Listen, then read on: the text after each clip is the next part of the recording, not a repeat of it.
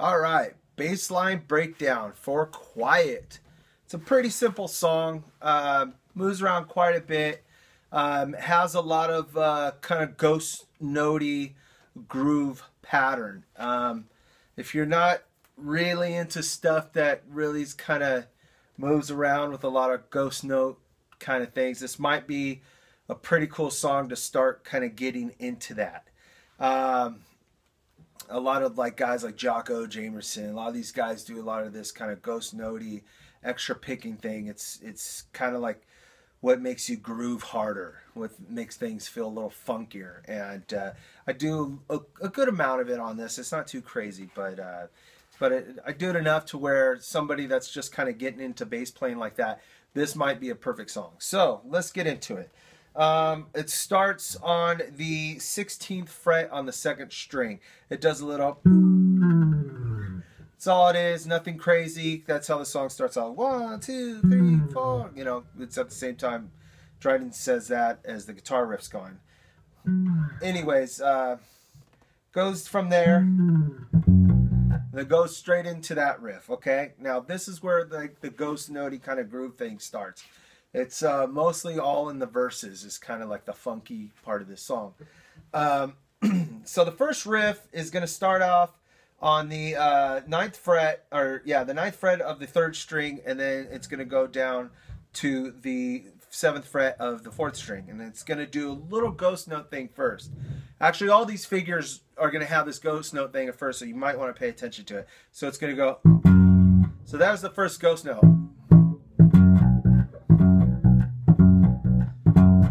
Played really fast, so I mean not really fast, but it's played in time, but to where it just sounds percussive. You don't quite hear the note, you know, it's just being choked off real quick. And the whole figure starts off that way, like every single movement. So 7, 9, or 9 to 7, 9 to 7 on 3rd to 4th string. Then it's going to go to the 5th fret of the 3rd string and the 7th fret of the 2nd string. Same thing, that ghost note. Then it's gonna do. It's gonna go down to the 5th fret to the 3rd fret, 5th fret on the 3rd string, 3rd fret on the 4th string. Same thing. It's always that ghost note first. What I do is I just hold the finger right above the note to where it dampens the string. Doesn't choke it, kind of dampens. So I'm not like opening it and jumping down. I'm not like completely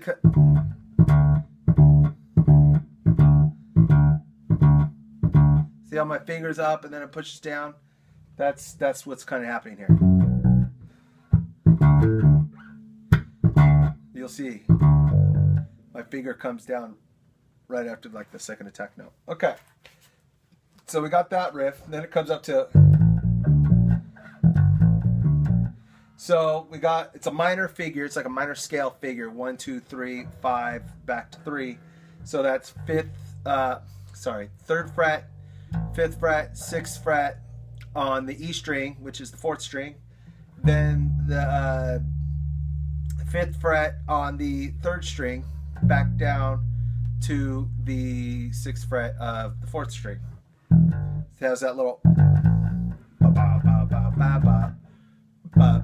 So the timing of that one is right after the 1. I believe it's the E if you're doing a 16th note.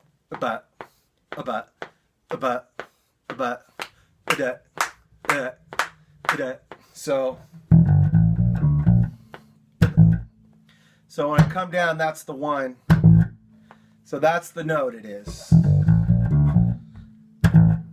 So that's the 5th fret on the 4th string. I'm coming down on that accent. Then I do the same figure as before.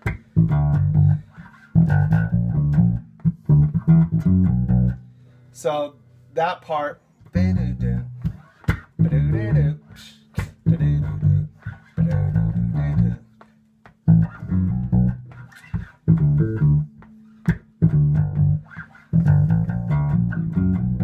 Okay, that's right. It doesn't go up to that part. So it goes.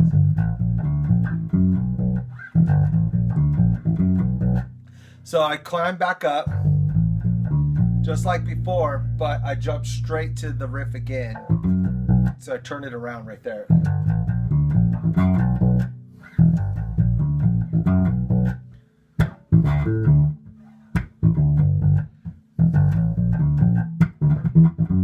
So that's the last figure. So that's the only difference in the whole thing. So that is another kind of like a real groovy kind of bass percussive kind of thing going on. So what that is when I come out after this little minor thing.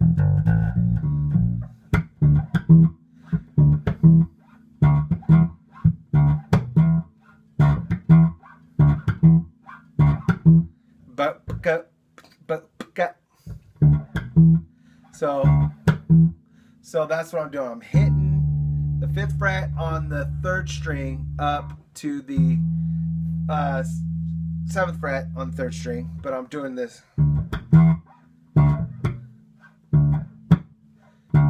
This little hand slap thing is very subtle.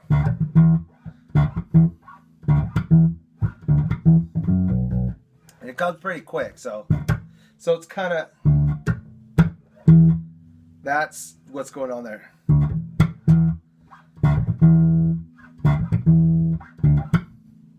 Just makes it groove more rather than go. You know what I mean?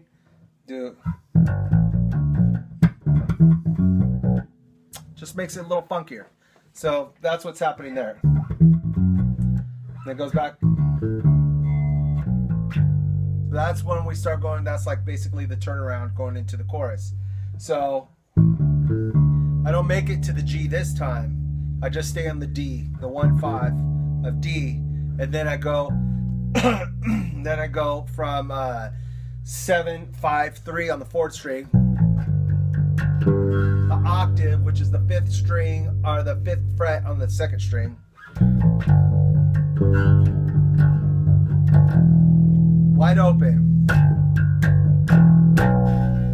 So everything in this song is kind of like real accent driven. Everything's like on the E's and the U's, you know, it's really getting away from like the backbeat and everything, which is kind of really cool about this song. I think it's kind of what brings most musicians into it, is that it kind of pulls and pushes in different ways, and why people are kind of like, that's a pretty cool song. Anyways, so we got which is 7-5-3, 7-5-3, octave 5, open. So this is the beginning of the chorus. So the beginning of the chorus is on 7 on the 4th string. 7, 6, 5. So it just goes down chromatically. 6, 5.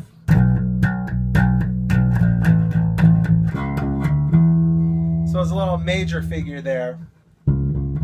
So you got 6, 5, 4, 5, 7, 4, 4, 5, 7 on the 3rd string to the G or the 3rd fret 4th string. Just one, you know, go up to 4 on the 4th string. E's wide open, our 4th string's wide open. Back here again. So in that time, instead of going from the 3, 4, 5 in a major thing, you're going E, or open E or 4th string, 2, 3 on the 4th string.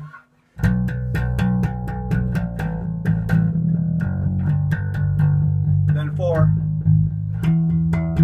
Then we're going all the way up to 7 on the 3rd string. So we got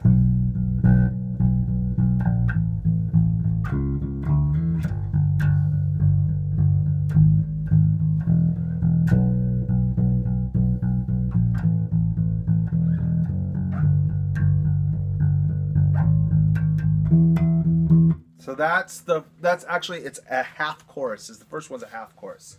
So then we're back into the verse again. We pause for a second, wait for the guitar riff to go by, and then we come in. Same thing. Everything's still the same. Except for right here. Do that right on the downbeat. So that's the downbeat. I think it's 3.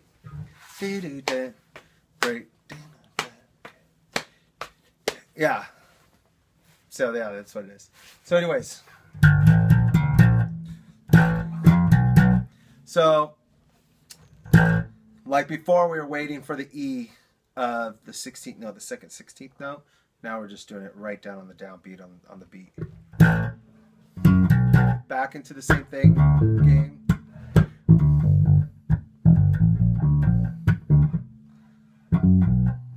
Oh yeah, okay. Keep on getting this confused. It's hard to. It switches times up, or it cuts into measures. It's like cuts things out. So sometimes I kind of forget about it. It's a lot easier when you're playing with the track.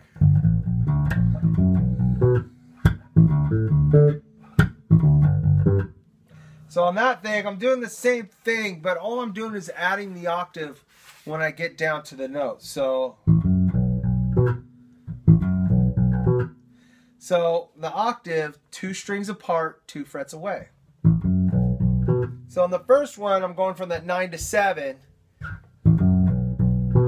So I'm hitting 9 on the second string now. And then I go down to that riff which is 5, 7, 5, 3rd string, 2nd string, 3rd string. So then I go to the 7th fret of the 1st string.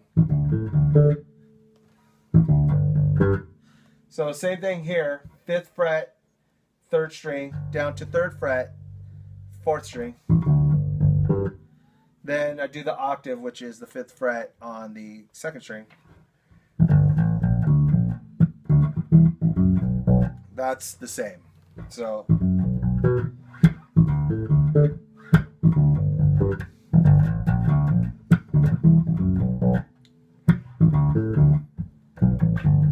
and I think it's pretty much the same here.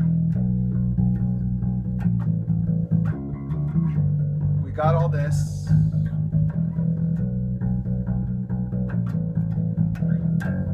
This is where it changes. So that little turnaround, once it comes up to the, from the 1, 2, 3 on the 4th string, now it's gonna go 2, 2, 3, 2, 2, 3, 3, 2, 2, 3, 4, 4, 5. So that's that little fill.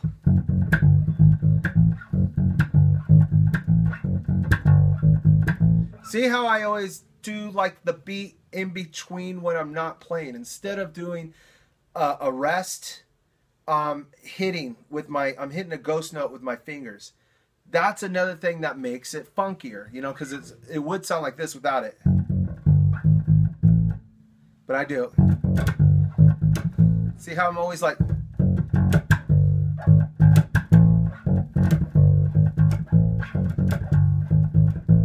That's what funky bass players do. They do all these little.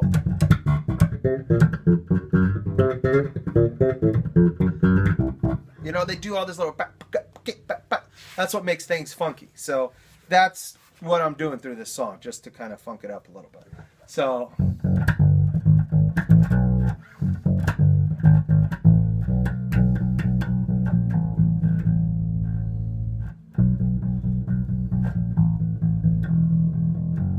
So this one changes a little too. So it starts off at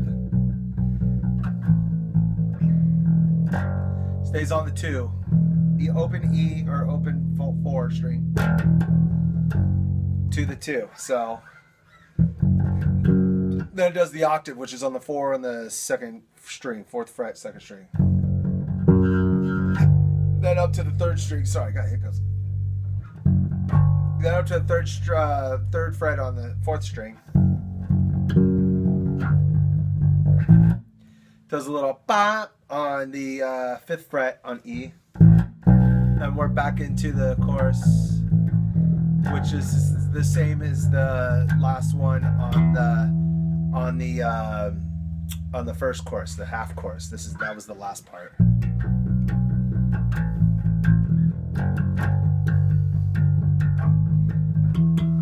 So the chorus we got.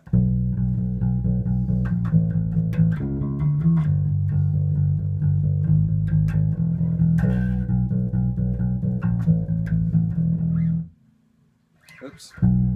Sorry.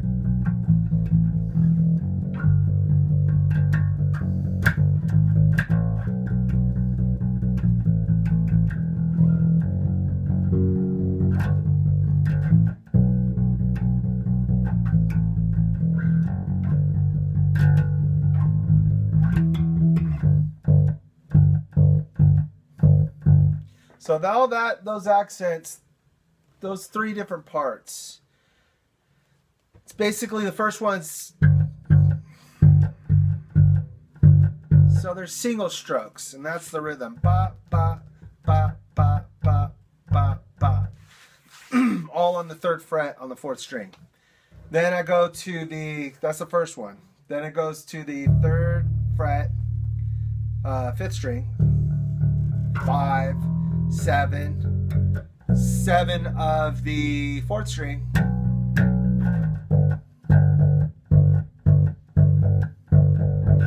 so that's the second one. It's a little different pattern. Ba, ba, da, ba, da, da, ba, da, ba, ba. That's the rhythm. Ba, ba, da, ba, da, da.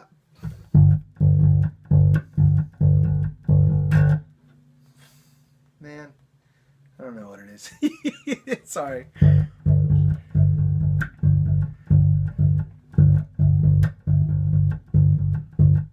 Something like that. Man, I wish I could remember.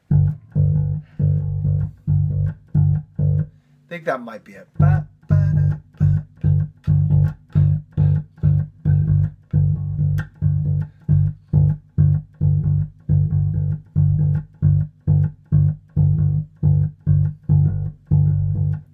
I can't remember the pattern right now. I'm sorry.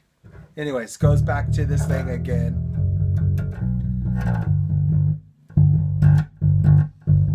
Definitely remember that pattern. Ba da da da da da da da da da da. 1 2 3, 1 2 3, 1 2 1 2 3.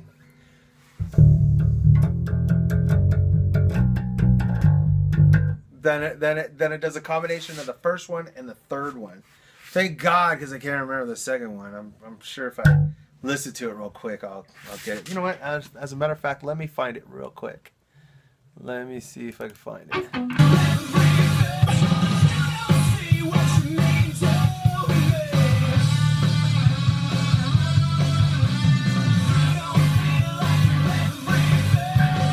Okay, so it's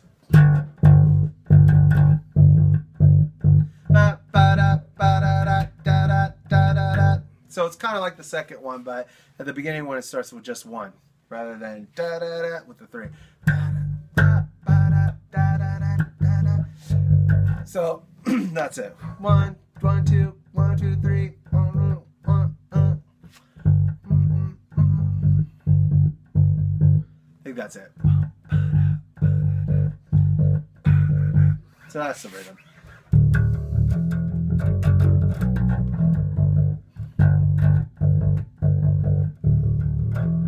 You know that.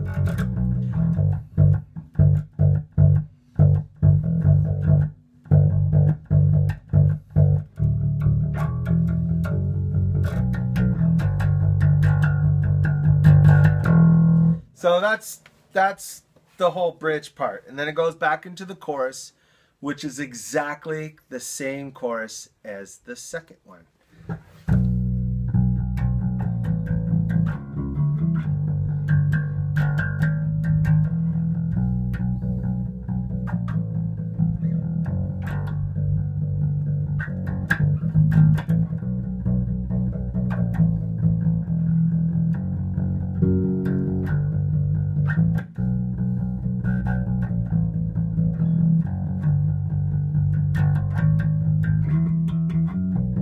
So right after there, that's how I end the song. Go from the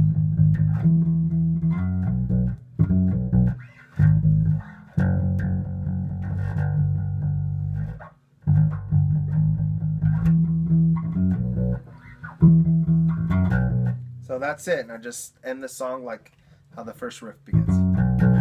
And that's it. Thank you for checking it out. I know it took a while to get there. Some things, I haven't played that song in a long time, so I kind of had to do a little memory thing. Sorry, it took a little bit of time. If you have any questions, feel free to email me at tyzamoramusic@gmail.com. I'll answer any questions, and I'm off to do the next song for you. I hope you enjoy this one. Thank you.